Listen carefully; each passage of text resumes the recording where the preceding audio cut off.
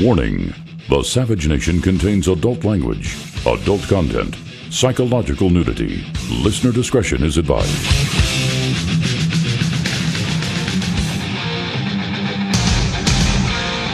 And now, America's most exciting radio talk show, The Savage Nation, home of unprotected talk, borders, language, culture. And here he is, Michael Savage. The nightmare of a rogue president. The nightmare of President Zero. With a lawless president, what did you expect to happen? With a lawless attorney general, a lawless Democrat party, a party that makes up laws and disregards others, what did you expect to happen? I kept hearing, why didn't the police act? All the wise guys in the media, all the liberals on Fox News and elsewhere. Where are the police? Why didn't the Baltimore police act? They kept asking. How about this for an answer? Because they were told the FBI was monitoring the situation from the get-go. Now, what is the FBI? What use are they after all? When they sit and they sit and they sit, and all they do is hope to God a policeman makes a mistake. That's why they didn't act. Because the cops don't want to go to jail. Now, Obama gave a speech today, finally, in the middle of a Rose Garden thing that looked like it was out of the Manchurian Candidate, till he finally said something about Baltimore with Mr. Abe there from Japan, a very important meeting over nothing. Another trade agreement to sell us down the river. Finally, he said something about Baltimore. And when he finally talked, he blamed everybody but himself. He blamed social ills for the Baltimore crisis. He said it's been going on for decades. Now, Obama was very fair in his comments. He blamed both rioters and police equally. But did anyone but Michael Savage notice this? He failed to take responsibility for all he has done to demonize the police over the long years of his regime. From the day he started, he's been attacking the police. Remember the incident at Harvard? Do you remember all the incidents in this community organizer's agitating career? He blamed everybody but himself. I have sound bites going back quite a while that I'm going to play at some point today to show you that the groundwork for the riots in Baltimore the groundwork was laid down a long time ago. As a matter of fact, it was last summer that I was so outraged by these speeches being given at colleges by Michelle Obama, Attorney General Eric Holder, and someone you've probably forgotten by now, Nancy Pelosi, encouraging the street rats to riot. In fact, Pelosi herself said that disruptors are supposed to be looked up to. By the way, where'd the Occupy groups go? Why, they're in the streets of Baltimore. If you look carefully at the black youth who are robbing sneakers and liquor and whatever, mixed in with them were the white communist agitators from around the East Coast. The white communist agitators with their knapsacks and their bicycles egging the crowd on. So Mr. Obama blamed social ills for the Baltimore crisis, huh? I'm surprised he didn't call them undocumented shoppers. That's the one thing that was missing. The president didn't disappoint me in many ways, but he did disappoint me by not calling the looters undocumented shoppers and saying that he'll grant them amnesty. But on that point, why have the ringleaders not been named or arrested? We know who they are. They boasted about it. We know who the ringleaders are. They're the Occupy movement. They're the Black Panthers. They're the ringleaders. Don't confuse yourself. This was not spontaneous.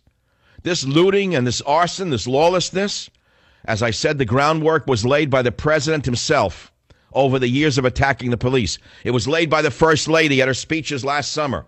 It was laid down by Nancy Pelosi, telling us that people of this nature ought to be looked up to. But today, of course, is a new day, and people are trying to lay the blame. In the middle of all of this, he conducts a foreign policy situation at the White House with Japan for no reason whatsoever other than the cover-up. And why does Obama continue to blame the police and inequality for these events? Why? Because that's his stock in trade. That's what communists do. Ask yourself one question, idiots. Who stands to gain the most from the civil unrest? And who do you think is going to pay for rebuilding Baltimore? You are, you idiots. You morons are going to pay for it through federal money. You have no choice but to pay for the stolen goods and the burnt buildings. The animals went wild in the streets. They burnt down a senior center, for God's sakes. They burnt down a senior center. What were they after in the senior center? What did they want? It wasn't even finished yet. They burnt the senior center down to the ground. They looted stores. It had nothing to do with the alleged mistreatment of an individual in a police van. We don't even know the truth of the story. All we hear is that his spine was severed. How do we have evidence that that's true? What, because the lawyer for the family said so? Since when are lawyers for rioters to be believed about anything? I haven't seen the evidence to show that anyone's neck was broken in a police van. No one even knows what happened there. But that's all irrelevant. What's relevant is that a city has been burned to the ground, and the president blamed everybody but himself. But if you look back at the man's track record, you can see that he's instigated the riots across America by telling us we're responsible for them. He says we as a country have to do some soul searching. If our society really wanted to solve the problem, he said the public would pay attention to issues such as early childhood education and criminal justice reform. Not just when people riot. I've heard the same rubbish my entire life. I've heard the same crap my entire life. Never, ever blaming the criminal. Never, ever blaming the rioter. Always saying that we failed them, that our society failed them. My God, we didn't fail them. They should have all been shot, as far as I'm concerned, with rubber bullets. If we had a law and order mayor, if we had a law and order president, these riots could have been stopped right from the beginning. Rubber bullets, water cannons would have stopped these people. Not sitting there and letting them riot and burn. Why did that go on so long? Why did it take the genius mayor, who don't know what the heck she was talking about? Did you hear that speech Saturday? Where she wink, wink, nod, nod, told them to go ahead and destroy things, and the next day when she was caught, said she didn't say it? Well, let's start with that. Let's go to that soundbite, which is the germ of it all, the local one, which is so-called Mayor Stephanie Rawlings Blake, competent only to run a woman's college, if that. Listen to clip 17 from Saturday. It's a very delicate balancing act, because while we tried to make sure that they were protected from the cars and the other things that were going on, we also gave those who wished to destroy space to do that as well. And we worked very hard to... Those who wish to destroy, space to do that as well. So in other words, you have a bunch of crazy children who you know are destructive, and you're a teacher. And you come in the classroom and you say, we're going to let the crazy children destroy the classroom. Is that how you run a classroom? No, you take the crazy children out who are destructive and put them in a special school, as they did in my day. Oh, we had kids like this in my day. I'm a former teacher. We had special schools for people like this, with special teachers for children like that.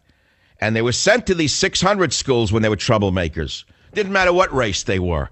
If they could not conform to the classroom, they were sent to what were known in New York City as 600 schools. And the teachers were generally very tough. They weren't afraid of them. They were not afraid of these kids. And if the kids continued to act up in the 600 schools, the next step was graduating to a reform school. And if they didn't behave in the reform school, they went to the hard time. And guess what? We had more law and more order in my day. But right now we have a lawless society under a lawless president. He makes up laws. He changes laws. He ignores the laws that are on the books. He writes laws that he likes. So you have a lawless president acting out. Why shouldn't they act out in the streets, they figure? No one's going to stop them. They were empowered to riot. They were empowered to burn. They were empowered to loot. This didn't happen out of thin air. It didn't happen out of thin air. There was no one standing in their way. They knew that the cops couldn't hit them with the clubs over the head, which is what cops are there to do, which is to stop riots. In a sane society, if you got a bunch of maniacs wanting to burn a city down, you stop them. But the cops were deballed in advance by Obama, by Holder, and by the FBI, who warned them if they did their job, the cops themselves might go to jail. So don't blame the cops. There's a lot of blame to go around, and you know what? It starts at the top. It starts right at the top. There's a lot of questions and there's a lot of answers, and we're going to cover all of them today on the Savage Nation. Here's a few. Why has there been no comments from the Republican Party? Where are the presidential candidates on the Republican side speaking out about the Baltimore riots? They want to be the president of the United States, Ted Cruz, Marco Rubio, the ice cream man. They want to be the president, Chris Christie, and they have nothing to say about a city burning to the ground?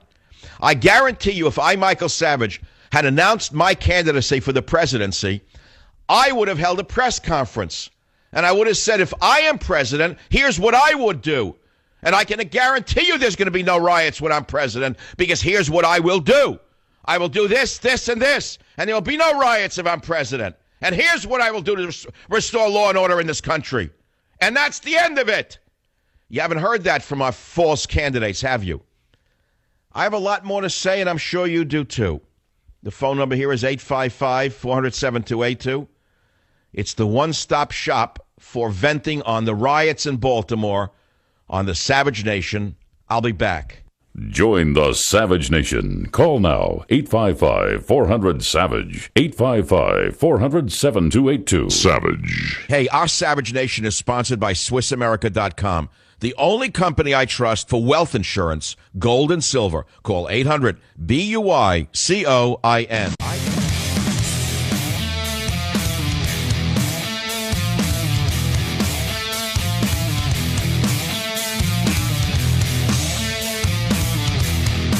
Since Ferguson and the task force that we put together, we have seen too many instances of what appears to be police officers interacting with individuals, primarily African American, often poor, in ways that raise trouble. Everyone's innocent, right? I'm sick of this bull crap. Shut up! Just shut up with your double talk. Since you came to office, we've had nothing but trouble. You know, this goes back quite a way, and I'm going to go back quite a way with you. He blamed everybody but himself. And I'm going to go back to a very important book called Stop the Coming Civil War. I know I should be talking about my new novel, but I'm not. I'm going to talk about the coming Civil War.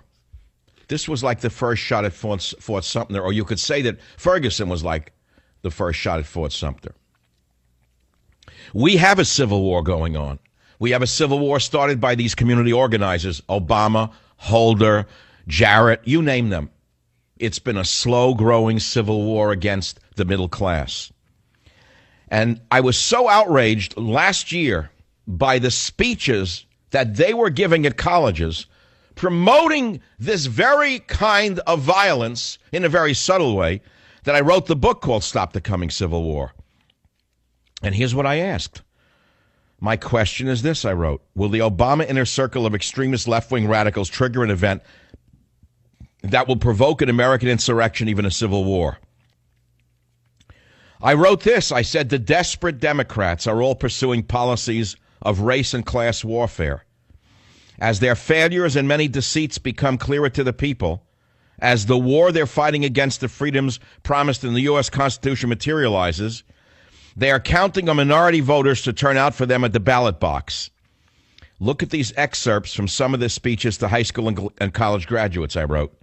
And then I quoted Michelle Obama. I want you to listen to a speech she gave at a high school or college graduation. Listen to Michelle Obama. We know that today in America, too many folks are still stopped on the street because of the color of their skin. Or they're made to feel unwelcome because of where they come from, or they're bullied because of who they love. Because the fact is stop right there. So I wrote this. I said, here's Michelle Obama, the First Lady. Is she trying to agitate these children, stir them up to do what? And I ask this, how do you feel about the First Lady stirring up such racial enmity in this speech? How would you feel if I told